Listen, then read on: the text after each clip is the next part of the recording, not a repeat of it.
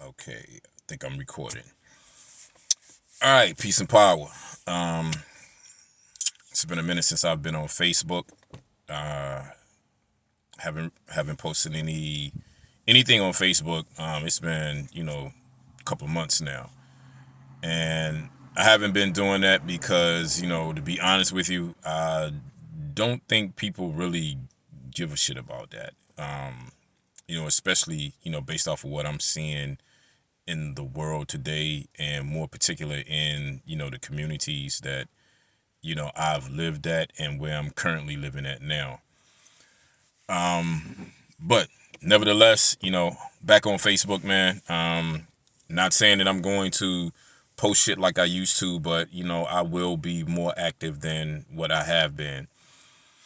So I'm hoping that for those of you that do watch this video, that you are inspired to dig deeper into the topic that I'm going to discuss today. So the topic is dealing with something that I saw on YouTube that was dealing with Joe Rogan. It was a short clip, and don't know the gentleman's name that he was interviewing at the time, but the topic of discussion was dealing with darkness, or what we would call your dark side. And that's pretty much what the title of this video is going to be about, which is embracing your dark side. So as the gentleman went on to talk about the things that he was talking about, it kind of reminded me of the things that I started doing within my time on this planet. And it started when I was a I guess like a teenager, and then into my young adult life. And at that particular time, I was embracing my dark side, but I didn't understand the dark side to the point where embracing that almost got me 2 years in prison. But as I got older, and the things that I got into, the people that I came across who taught me certain things, taught me certain values, turned me on to certain books of enlightenment, as well as me just, studying people in general and looking at certain movies that pretty much tapped into this particular topic. I pretty much understood what the dark side is and was and shall always be. And that is, it's not evil. Um, Darkness and light are merely two halves that complete a whole. And the best representation of that is the yin and yang symbol, where you see in that symbol you have two halves that are enclosed in a circle, and they're sectioned off with this wavy line that represents a dark side and a light side. Neither side is good nor evil. These two sides are beautiful by themselves when they're executed correctly, but they can also cause havoc if they're not executed correctly. But they're two sides that come together to add balance to the whole. And inside of the human body, we call that homeostasis, which is keeping the balance.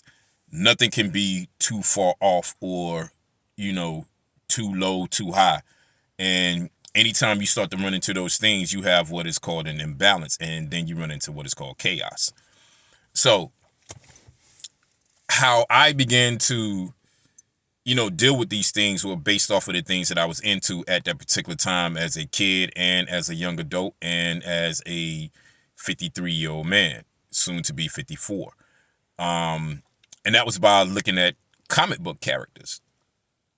So if you look at comic book characters, like Batman, Superman, Shazam, Wonder Woman, Aquaman, and the list goes on and on and on. These were pretty much the archetypical characters that you would see that Marvel, DC, with Marvel in particular, you got Black Panther, you got the Avengers, the list just goes on and on and on. But these are the characters that they would display in the comic books that, took this moral high ground to the point where, these cats did no wrong. They didn't kill. They didn't curse. They were just, they were pretty much the goody two shoes. But then you had those characters who were considered to be, the villains, or the anti-hero who pretty much crossed that line, or they walked a thin line to where, either they were completely to the left, or they straddled the fence to where they were neither good nor evil. And that's where you get the term anti-hero from. And another character that I gravitated to was Riddick from the Pitch Black movie, and also the Riddick series, which is played by Vin Diesel. But the characters that I would read about and fell in love with would be characters like Dracula from the Tomb of Dracula. You had Werewolf by Night. You had Ghost Rider, the Wolverine, Blade, which was my all-time favorite. These are the characters that I mainly gravitated to because, I pretty much saw myself within those characters. And I could relate to them because they were neither good nor evil. They just did what the fuck they had to do to make whatever situation that they were involved in either work for them, or, it worked for other people by them helping these people.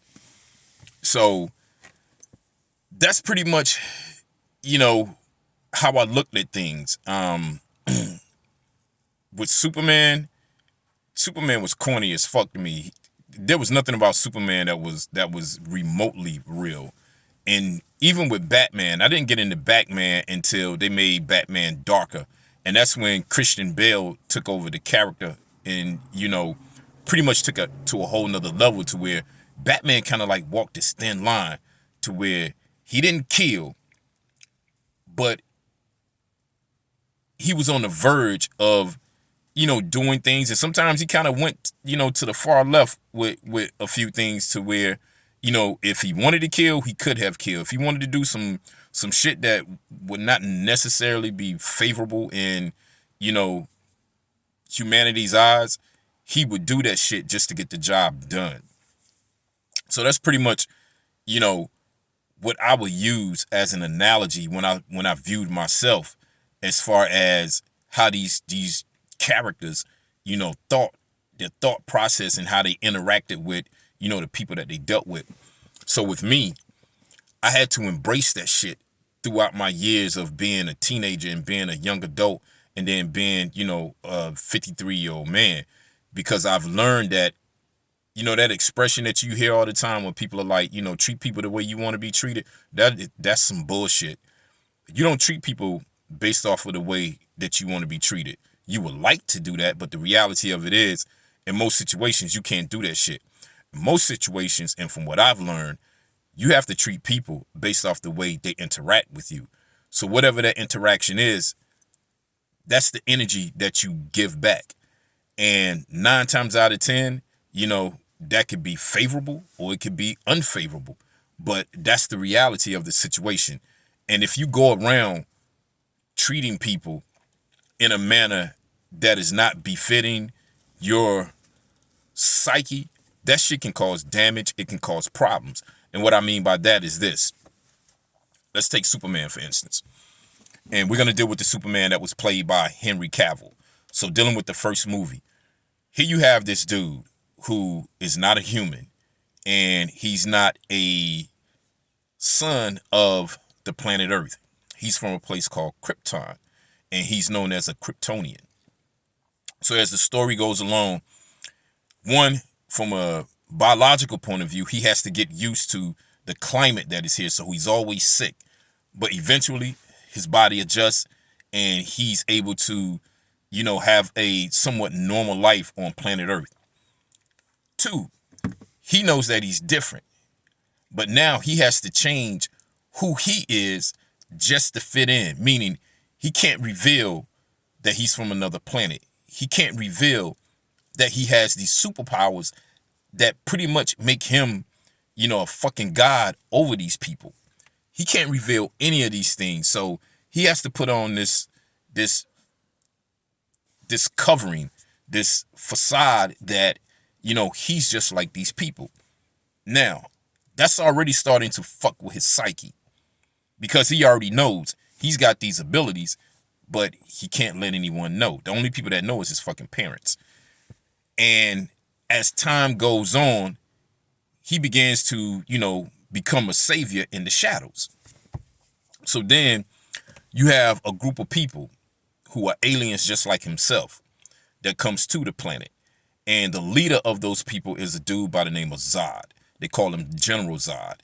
And when they come to this planet, their goal is to terraform this planet. So when the people of the planet, find out what their intentions are, and Superman finds out what their intentions are, that puts him at a crossroads. Now, the Kryptonians are not at a crossroads. They understand who the fuck they are. They know what their mission is. And they know that two things cannot occupy the same space at the same time. So their goal is to wipe out humanity. And the ones that they don't wipe out, chances are they're probably going to enslave them. And then here you have one of their own who is not like them from a mental and spiritual point of view, but he is like them from a genetic point of view or biological point of view. And he's at odds now. He's at a crossroads because he loves the planet Earth because this is his home now. But at the same time, he's also in love with the people of the planet Earth. But then on the flip side of that, he doesn't even know his home planet, and he's never met anyone from his home planet. He's thinking he's the only person of his kind on the planet Earth. So now here you have a whole ship full of motherfuckers that's coming that's just like you. But they're coming to fuck shit up. And now his moral compass in the movie is his father. And his father is teaching him, we don't curse. We don't kill. We don't do anything that is considered to be evil to anyone. And that's the basis for how his mind works. But then when something that is the opposite of that comes to the planet and threatens those teachings, he doesn't know how to move. So looking at Zod is considered to be the evil one. Looking at Superman or Clark, he's considered to be the good one. But he's being tested now. Which one does he let come out? The good or the evil? Because Zod has already told him, look, my goal, my position in life as a Kryptonian is to protect my people, is to make sure our species lives. And in order for us to do that, we need this planet. And we need for these people to be gone. We need for you to stand with us. And he also tells Superman, if you choose to side with them, we will destroy you. We will destroy them. We will slaughter every living human being on this planet except for the ones that we choose to enslave. So a fight breaks out between Superman and Zod. And there's a scene in the movie where Zod is beginning to master his powers in a short period of time. So he ends up making the laser beams come out of his eyes. So him and Superman are, they're fighting, and Superman has him like in a chokehold. And so Zod has already told him either at that particular time or earlier in the movie, he's like, look, if you side with them, we're going to destroy this whole motherfucking planet. So at that particular time, Superman is wrestling with the fact that he does not kill. But Zod is telling him, I'm going to slaughter these people. So when these beams come out of his eyes, there's a family that gets caught in the crossfire. And Zod sees this family, and he's now directing these beams towards this family. And he's telling Superman, the only way that I am going to stop is if you kill me. If you do not kill me, I will kill them. So at that particular time, Superman, Clark Kent, has to let the teachings of his father go. And he has to embrace his dark side. Because if he doesn't embrace his dark side, then that family dies.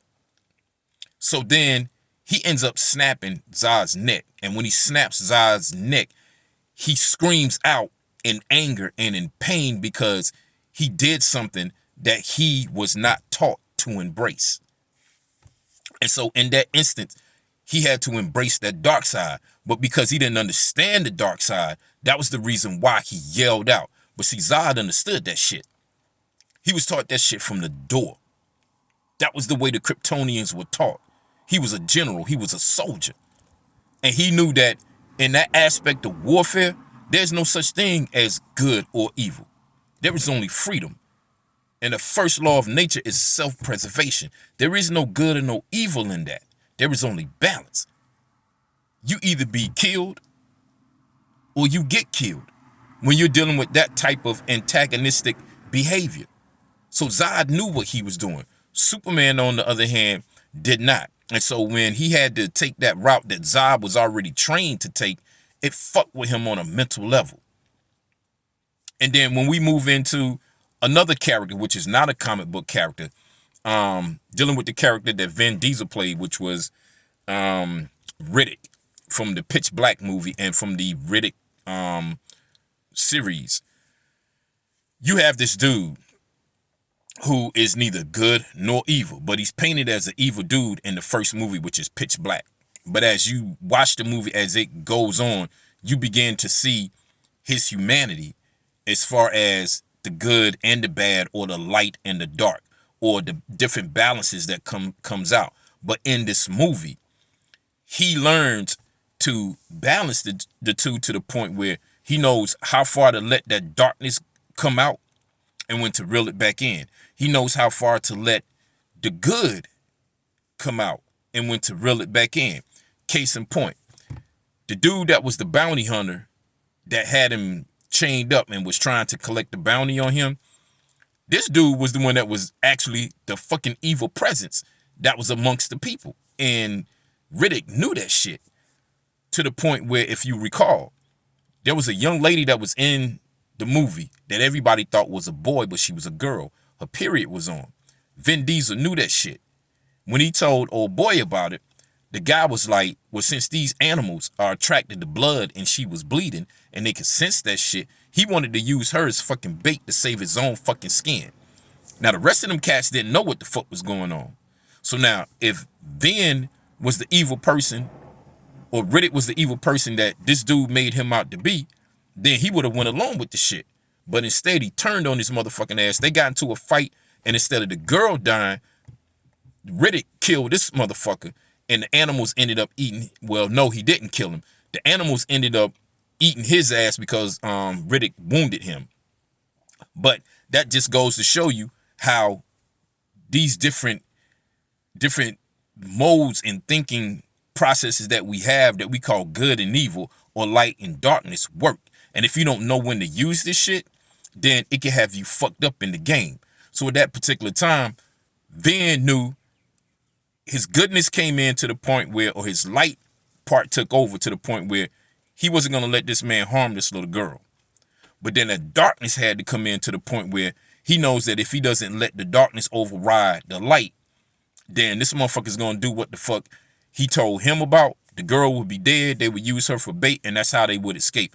And he couldn't let that shit be. So he had to embrace that dark side, and he had to fuck this motherfucker up.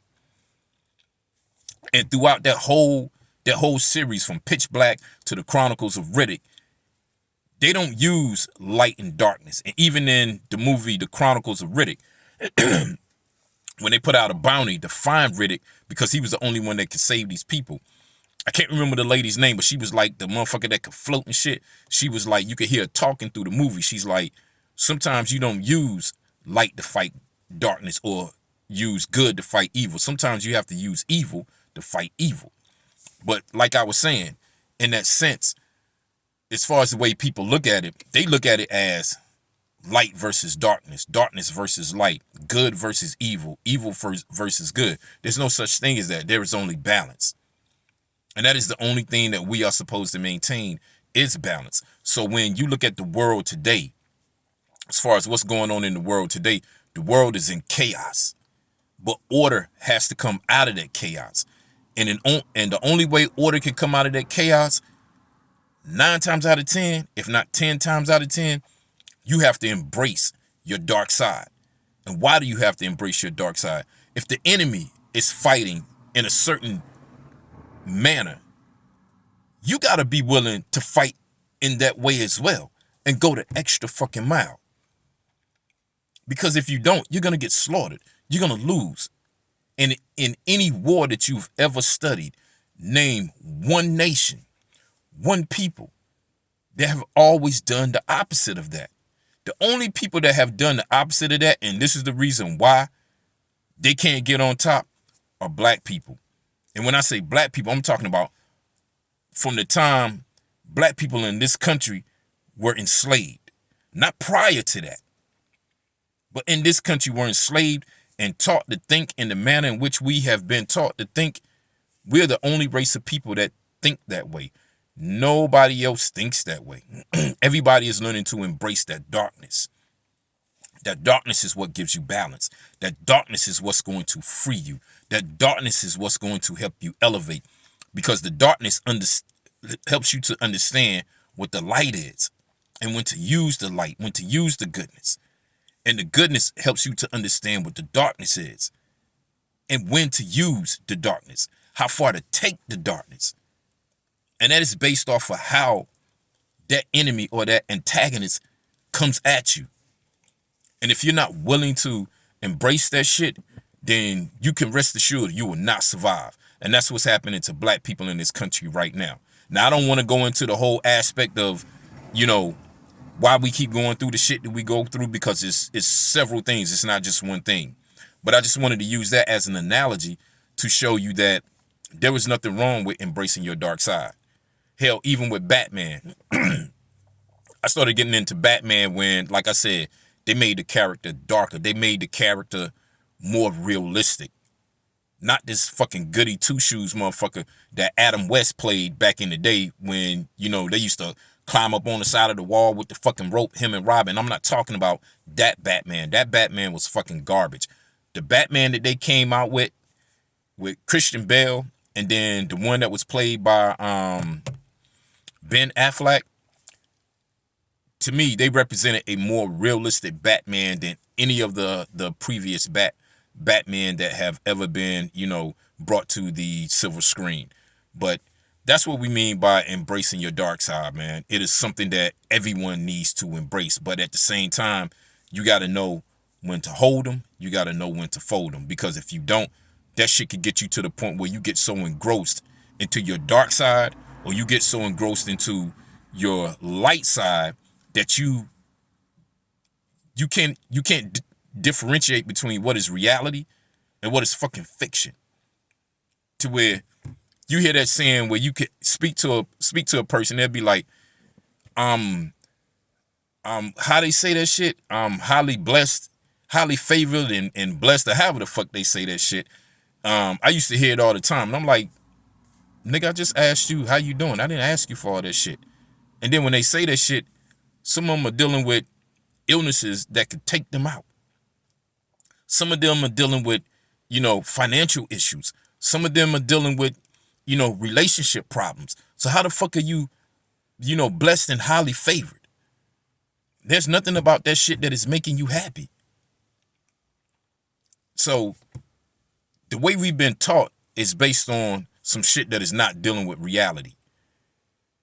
And when you look at it from that point of view, you realize that the whole world has been fooled into thinking that you're always supposed to be some goody two-shoes. Always be good. Always say good things. No, sometimes a motherfucker need to be cussed the fuck out.